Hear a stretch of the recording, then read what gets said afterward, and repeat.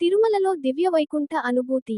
వైకుంఠ ఏకాదశి పవిత్ర పర్వదినాన తిరుమల క్షేత్రం భక్తి వైభవంతో దివ్యంగా శోభిల్లింది. శ్రీదేవి భూదేవి సమేత శ్రీ మలయప్ప స్వామి వారు మహిమాన్విత స్వర్ణ రథంపై కొలువై మముత్ స్వర్ణ రథోత్సవంగా ఊరేగుతూ లక్షలాది భక్తులకు దివ్య దర్శనమిచ్చారు. స్వర్ణ రథంపై విరాజిల్లిన స్వామివారి దివ్య స్వరూపం దర్శించగానే భక్తుల హృదయాలు ఆనందంతో పరవశించాయి. గోవిందా గోవిందా అనే నామస్మరణతో తిరుమల కొండలు మార్మోగగా ఆ క్షణాలు భక్తుల జీవితాల్లో చిరస్మరణీయంగా నిలిచాయి. వైకుంఠ ఏకాదశి రోజున స్వర్ణ రథోత్సవ దర్శనం లభించడం జన్మజన్మల పుణ్యఫలమని భక్తులు భక్తి భావంతో కొనియాడారు.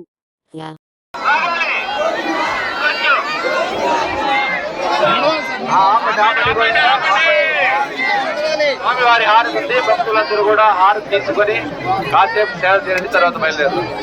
గోవిందా చాలా సంతోషం. మీ యథాస్థానాలకు హాయిగా చేరుకోండి.